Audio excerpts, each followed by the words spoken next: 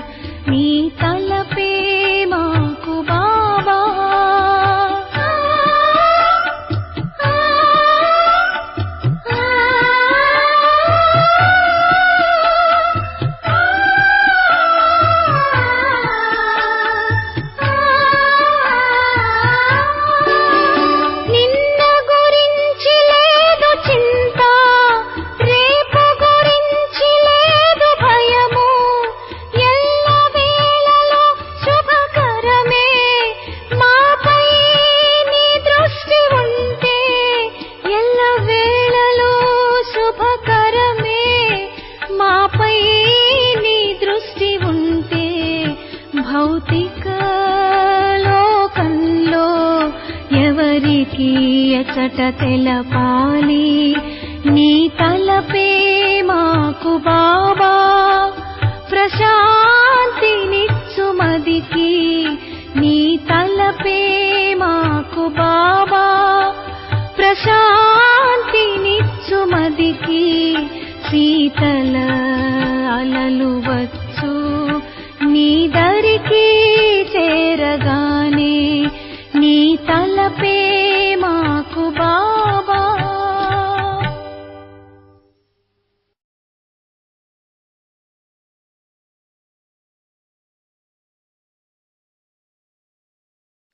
ఓం శాంతి. Murali date 8/7/2026. మధురమైన పిల్లలు, ఈ సభలో బాహ్యముఖులు కూర్చోరాదు. తండ్రి స్మృతిలో ఉండాలి. బంధుమిత్రులు, వ్యాపారము మొదలైన వాటిని స్మృతి చేసినట్లయితే వాయుమండలంలో విఘ్నాలు ఏర్పడతాయి. ప్రశ్న: మనుషులు చెయ్యలేని మీ ఆత్మిక డ్రిల్లులోని విశేషత ఏది?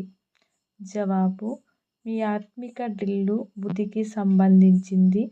దీని విశేషత ఏమంటే, ప్రేయసులైన మీరు మీ ప్రియతముని స్మృతి చేస్తారు. దీని సంకేతమే గీతలో కూడా వచ్చింది, మన్మనాభవ. కానీ మనుషులకు తమ ప్రియుడైన పరమాత్ముని గురించి తెలియనే తెలియదు. మరి డ్రిల్ ఎలా చేయగలరు? వారు మనుషులు ఇతరులకు దైహిక డ్రిల్లును నేర్పుతారు. ఓం శాంతి.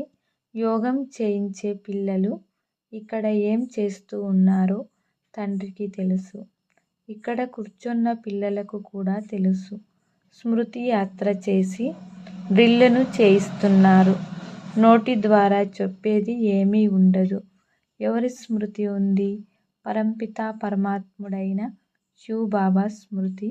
వారి స్మృతిలో ఉండడం వలన మనలో ఏ ఏ వికర్మలున్నాయో అవన్నీ భస్మమైపోతాయి.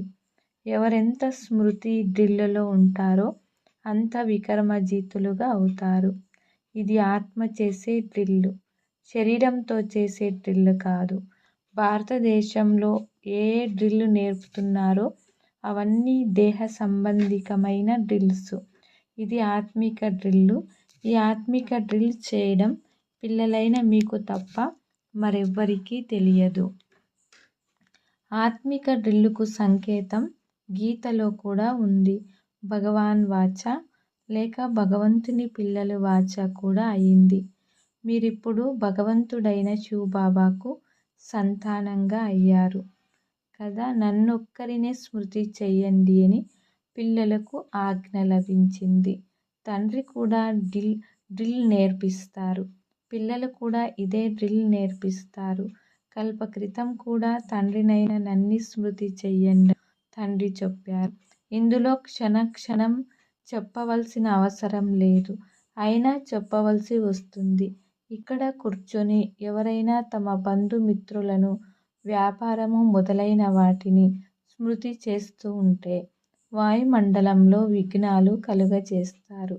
తండ్రి చెప్తారు, ఇక్కడ మీరు ఎలా స్మృతిలో కూర్చొని ఉన్నారో అలాగే నడుస్తూ తిరుగుతూ కర్మ చేస్తూ స్మృతిలో ఉండాలి. ఉదాహరణకి ప్రేయసి ప్రియులు ఒకరినొకరు స్మృతి చేసుకుంటారు కదా, వారిది దేహ సంబంధమైన స్మృతి, మీది ఆత్మిక స్మృతి. ఆత్మలు భక్తి మార్గంలో కూడా ప్రియతముడైన పరంపిత పరమాత్మకు ప్రేయస్సులుగా ఉంటారు. కానీ ప్రియతముడంటే ఎవరో తెలియదు, తమ ఆత్మను గురించి కూడా తెలియదు. ఇప్పుడు ప్రియతముడైన తండ్రి వచ్చి ఉన్నారు. భక్తి మార్గం నుండి ఆత్మలు ప్రేయస్సులుగా అయ్యారు. ఇది ఆత్మ పరమాత్మల విషయం. ప్రేయస్సులైన మీరు ప్రియతముడైన నన్ని తండ్రి రండి, మీరు వచ్చి మమ్మలను దుఃఖం నుండి విముక్తులుగా చేసి మీ జతలో శాంతిధామంలోకి తీసుకుని వెళ్ళండి అని పిలుస్తారు. తండ్రి పిల్లల సమ్ముఖంలో కూర్చొని చెప్తున్నారు, ఇప్పుడు ఈ దుఃఖధామము మృత్యులోకము వినాశనం అవ్వనున్నదని మీకు తెలుసు. అమరలోకము జిందాబాద్, మృత్యులోకము ముర్దాబాద్. ఇప్పుడు మీరు బ్రాహ్మణ పిల్లలుగా అయ్యారు. మీలో కూడా నెంబర్ వార్ పురుషార్థమనుసారంగా ఉన్నారు. ఇప్పుడు మనము నరకవాసుల నుండి 21 జన్మలకు స్వర్గవాసులుగా అవుతామని పిల్లలైన మీకు పూర్తిగా నిశ్చయం ఉండాలి. ఎవరైనా మరణించినట్లయితే స్వర్గస్థులయ్యారు అని అంటారు. కానీ ఎంత సమయం కొరకు స్వర్గవాసులుగా అవుతారో ఎవ్వరికీ తెలియదు. మీరు ఇప్పుడు స్వర్గవాసులుగా అయ్యేందుకు పురుషార్థం చేస్తూ ఉన్నారు. ఈ విషయాన్ని నిశ్చయం చేయించే వరకు వారు గీతా భగవానుడు కానీ వారు ఒక్క నిరాకారుడు వారు ఎలా ఇక్కడికి వచ్చి నేర్పిస్తారని మనుషులు భావిస్తారు. తండ్రిని గురించి తెలియని కారణంగా డ్రామా అనుసారం పొరపాటుగా కృష్ణుని పేరు వేసేశారు. కృష్ణుడు మరియు శివుని సంబంధం ఈ సమయంలో సమీపంగా ఉంది. శివ జయంతి సంగమయుగంలో జరుగుతుంది. మళ్ళీ రేపు కృష్ణ జయంతి జరుగుతుంది. శివ జయంతి రాత్రి వేళలో జరుగుతుంది. కృష్ణుని జయంతి ఉదయం జరుగుతుంది. దానినే ప్రభాతము అని అంటారు. ఎప్పుడు శివరాత్రి పూర్తి అవుతుందో అప్పుడు మళ్ళీ కృష్ణ జయంతి జరుగుతుంది. ఈ విషయాలను పిల్లలు మాత్రమే అర్థం చేసుకోగలరు. ఇక్కడ సభలో ఏ బాహ్యముఖులు ఉండరాదని, తండ్రి స్మృతిలో ఉండాలని నియమం ఉంటుంది. ఓ రాతి బుద్ధి గలవారు ఏమి అర్థం చేసుకోరు. ఒకవేళ తెలుసుకున్నట్లయితే ఇతరులకు తెలిపేవారు. ఇప్పుడిది కలియుగం, అంతిమ సమయం. మళ్ళీ ఎప్పుడైతే తండ్రి వస్తారో అప్పుడు ఆది ప్రారంభమవుతుందని కూడా వారికి తెలియదు. మనుషులు పూర్తిగా ఘోర అంధకారంలో ఉన్నారు. కలియుగం ఇంకా 40,000 సంవత్సరాలు ఉందని భావిస్తారు. హద్దులోని తండ్రి పతిత పావనులుగా ఎప్పుడూ అవ్వలేరని అనంతమైన తండ్రి అర్థం చేయిస్తున్నారు. బాపు అని పేరు చాలామందికి పెట్టేశారు. వృద్ధులను కూడా బాపూజీ లేక పితాజీ అని అంటారు. ఈ ఆత్మిక పితాశ్రీ ఒక్కరే. వారే పతిత పావనులు, జ్ఞాన సాగరులు. పావనంగా అయ్యేందుకు పిల్లలకు జ్ఞానం అవసరము. నీటిలో స్నానం చేయడం వలన ఎవ్వరూ పావనంగా అవ్వరు. శివబాబా ఈ తనువులో మా ముందు ప్రత్యక్షంగా ఉన్నారని మీకు తెలుసు. బ్రహ్మ ద్వారా బ్రాహ్మణులకు రాజయోగాన్ని నేర్పిస్తున్నారు. వారు అర్జునుడితో భగవాన్ వాచ అని అంటారు. బ్రాహ్మణుల పేరు గుర్తులు కూడా లేవు. బ్రహ్మ ద్వారా స్థాపన, విష్ణువు ద్వారా పాలన అని మహిమ చేయబడింది. స్థాపన బ్రహ్మ ద్వారానే చేస్తారు, విష్ణువు శంకరుల ద్వారా కాదు. పిల్లలైన మీకు ఇప్పుడు ఈ జ్ఞానం లభించింది. తండ్రి ఇక్కడకు రావాల్సి వస్తుంది. వాపసు ఏ ఆత్మ వెళ్ళలేదు. ఎవరు వచ్చినా వారంతా సతో రజో తమో స్థితులను తప్పకుండా దాటాల్సిందే. కృష్ణుడు కూడా పూర్తి 84 జన్మలు తీసుకుంటారు. పూర్తి 5000 సంవత్సరాలు పాత్రను అభినయించారు. ఆత్మ గర్భంలో ఉన్నప్పుడు కూడా జన్మ ఉన్నట్లే కదా. కృష్ణుని ఆత్మ ఎప్పుడు సత్యుగంలో వస్తుందో, అనగా గర్భంలో ప్రవేశిస్తుందో అప్పటి నుండి 5000 సంవత్సరాలలో 84 జన్మ పాత్రను అభినయించాలి. శివ జయంతిని ఆచరిస్తూ ఉన్నారంటే ఇతనిలో బ్రహ్మ వారు కూర్చొని ఉన్నారని కదా. కృష్ణుని ఆత్మ కూడా గర్భంలో వచ్చినప్పుడు చైతన్యం కలిగింది. ఆ సమయం నుండి 5000 సంవత్సరాల లెక్కాచారము ప్రారంభమవుతుంది. ఒకవేళ ఎక్కువ తక్కువ అయినట్లయితే 5000 సంవత్సరాలలో తగ్గిపోతుంది. ఇవి చాలా సూక్ష్మంగా అర్థం చేసుకోవాల్సిన విషయాలు. కృష్ణుని ఆత్మ మళ్ళీ శ్రీకృష్ణునిగా అయ్యేందుకు జ్ఞానం తీసుకుంటూ ఉంది. పిల్లలైన మీకు తెలుసు, మీరు కూడా కంసపురం నుండి కృష్ణునిపురికి వెళ్తారు. ఈ విషయాలు తండ్రి పిల్లలకు అర్థం చేస్తున్నారు. మాయ చాలా శక్తిశాలి, మంచి మహారథులను కూడా ఓడిస్తుంది. తండ్రి చెప్తున్నారు, జ్ఞానం తీసుకుంటూ ఎక్కడో గ్రహచారం కూర్చుంటుంది. ఆశ్చర్యకరంగా నావారుగా అవుతారు. అందరికీ చెప్తారు, అహో మాయ, మళ్ళీ పారిపోతారు. సంపదనులో గ్రహచారం కూర్చుంటుంది. అందుకే రాహుగ్రహణం పట్టి ఉంది. ఇప్పుడు మీపై బృహస్పతి దశ కూర్చుంది. మళ్ళీ నడుస్తూ కొందరిపై రాహుగ్రహణం కూర్చుంటుంది. అందుకే ఈ ప్రపంచంలో మహాన్ మూర్ఖులను చూడాలంటే ఇక్కడే చూడండి అని చెప్తారు. మేము తండ్రి నుండి సదా సుఖ వారసత్వం తీసుకుంటూ ఉన్నామని మీ ఆత్మ చెప్తుంది. బాబా కిందట కల్పంలో కూడా మీ నుండి ఈ వారసత్వాన్ని తీసుకున్నామని, ఇప్పుడు మళ్ళీ తండ్రి వద్దకు వచ్చాము.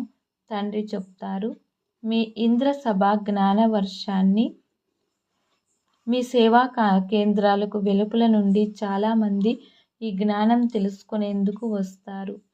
ఇది ఇంద్రసభ. జ్ఞాన వర్షం కురిపించే శివబాబా ఇంద్రుడు కదా. కనుక అలాంటి సభలోకి ఏ పతితులు రాలేరు. జ్ఞాన పాండాలుగా అయిన బ్రాహ్మణీలు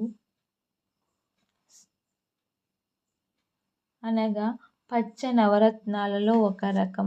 పుకరాజపురి అనగా పుష్యరాగం. ఏ వికారాలను జతలో తీసుకొని రాకూడదని వారికి తెలిపించబడుతుంది. లేనిచో ఇరువురు బాధ్యులవుతారు. ఏ వికారాలైనా జతలో తీసుకొని వస్తే ఆ బ్రాహ్మణులపై చాలా పెద్ద బాధ్యత ఉంటుంది. మానస సరోవరంలో స్నానం చేయడం వలన దేవకన్యలుగా అవుతారని అంటారు. వాస్తవానికి ఇది జ్ఞాన మానస సరోవరం. తండ్రి మనుష్య తనువులో వచ్చి జ్ఞాన వర్షాన్ని కురిపిస్తారు. వారు జ్ఞాన సాగరులు కదా.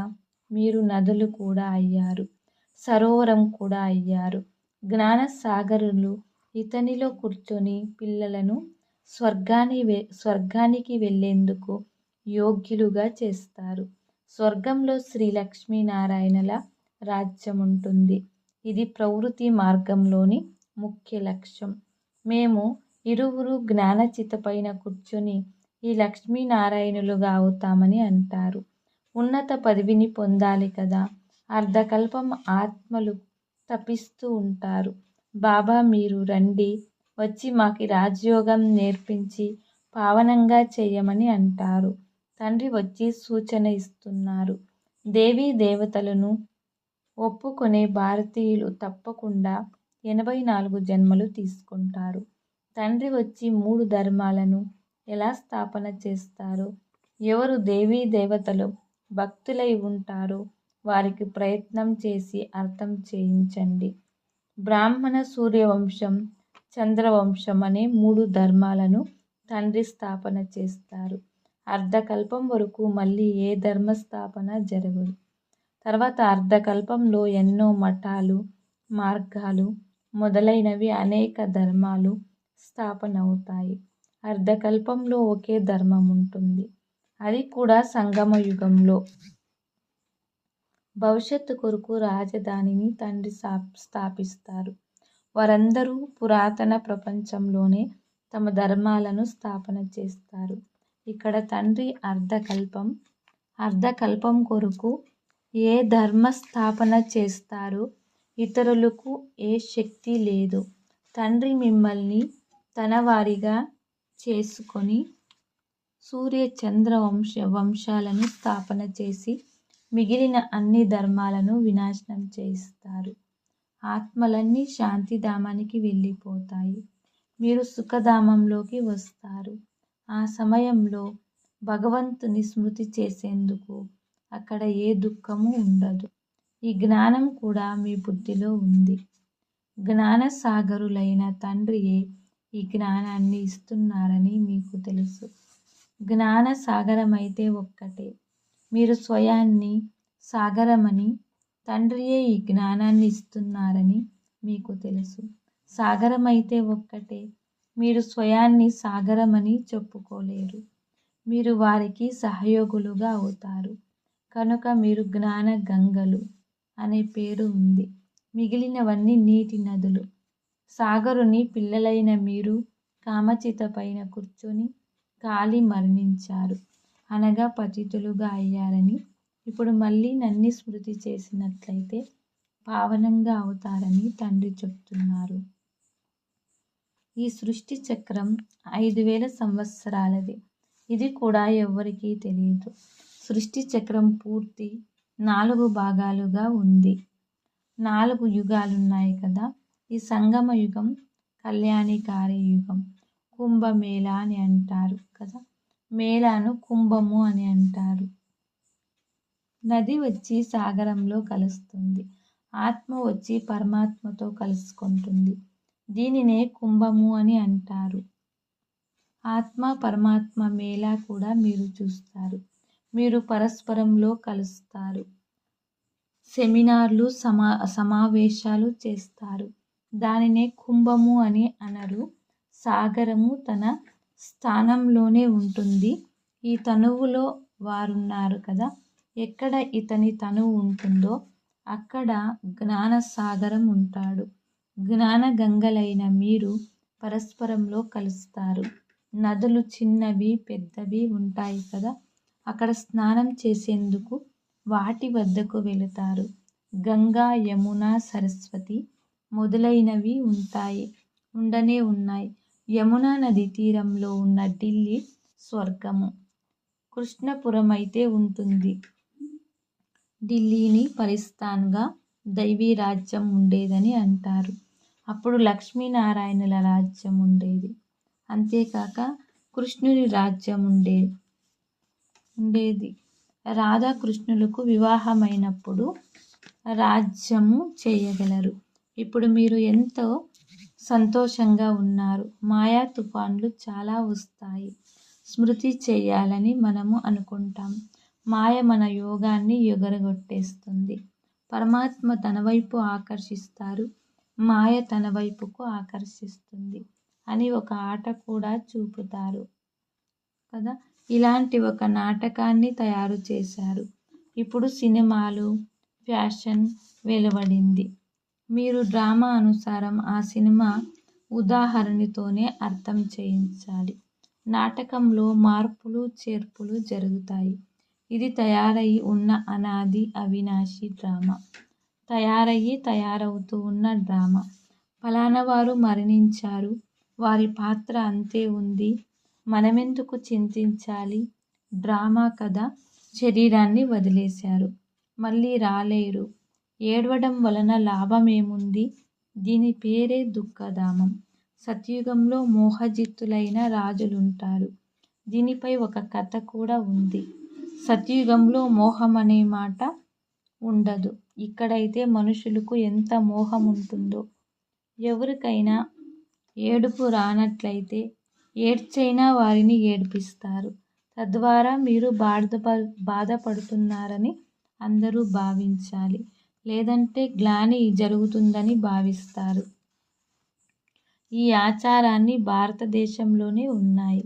భారతదేశంలోనే సుఖం, భారతదేశంలోనే చాలా దుఃఖం ఉంటుంది.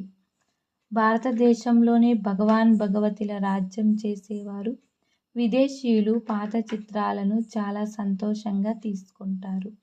పాత వస్తువులకు చాలా గౌరవం ఉంటుంది. అందరికన్నా పాతవారైన శివుడు ఇక్కడ వచ్చి ఉన్నారు కదా, వారిని చాలా పూజిస్తారు. ఇప్పుడు శివబాబా వచ్చారు, మీరు పూజించరు. వారు ఒకప్పుడు వచ్చి వెళ్ళారు, అందుకే వారిని పూజిస్తూ ఉంటారు. మంచిది. మధురాతి మధురమైన అపురూపమైన పిల్లలకు మాత్పితా బాప్దాదాల ప్రియ స్మృతులు మరియు గుడ్ మార్నింగ్. ఆత్మిక పిల్లలకు ఆత్మిక తండ్రి నమస్తే. ఆత్మిక తండ్రికి ఆత్మిక పిల్లలం డబల్ నమస్తే. నమస్తే. ధారణ 1వ పాయింట్. డ్రామా జ్ఞానాన్ని బుద్ధిలో ఉంచుకొని నిశ్చింతులుగా అవ్వాలి. ఎలాంటి చింత చెయ్యరాదు. ఎందుకంటే ఇది తయారవుతున్న డ్రామా అని తెలుసు కనుక నిర్మోహులుగా అవ్వాలి. 2వ పాయింట్. తండ్రి ద్వారా ఇప్పుడు బృహస్పతి దశ కూర్చొని ఉంది కనుక రాహు గ్రహణం పట్టుకోకుండా సంభాళన చేసుకోవాలి.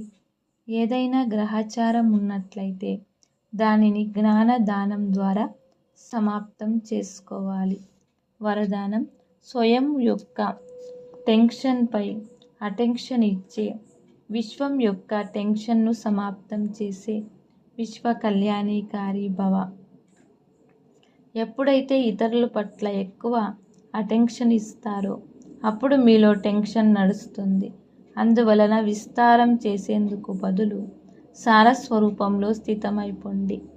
క్వాంటిటీ సంకల్పాలను ఇముడ్చుకొని క్వాలిటీ కలిగిన సంకల్పాలను చేయండి. మొదట సొంత టెన్షన్పై అటెన్షన్ ఇవ్వండి. అప్పుడు విశ్వంలో ఉన్న అనేక ప్రకారాల టెన్షన్ను సమాప్తం చేసి విశ్వ కళ్యాణికారులుగా అవ్వగలరు. మొదట స్వయాన్ని చూసుకోండి, తర్వాత సర్వీస్. ఫస్ట్ సొంత సర్వీస్ చేసుకుంటే ఇతరుల సర్వీస్ స్వతహాగా అయిపోతుంది. స్లోగన్. యోగమును అనుభవం. యోగానుభూతి చేయాలంటే దృఢత శక్తి ద్వారా మనస్సును కంట్రోల్ చేయండి. అవ్యక్త సూచన. జ్వాలా స్వరూప స్థితిలో ఉండి శక్తిశాల స్మృతిని అనుభవం చేయండి. ఎంతగా స్థాపనకు నిమిత్తంగా అయ్యి జ్వాలారూపంగా అవుతారో అంతగానే వినాశ జ్వాల ప్రత్యక్షమవుతుంది.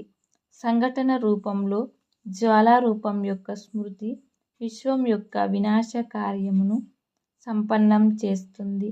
అందుకు ప్రతి సేవా కేంద్రంలో విశేషమైన యోగం యొక్క ప్రోగ్రాము నడుస్తూ ఉండాలి. అప్పుడు విశేష జ్వాలకు గాలి తోడవుతుంది. యోగ అగ్ని ద్వారా వినాశ అగ్ని రగులుకుంటుంది. జ్వాల ద్వారా జ్వాల ప్రజ్వలితం అవుతుంది. ఓం శాంతి.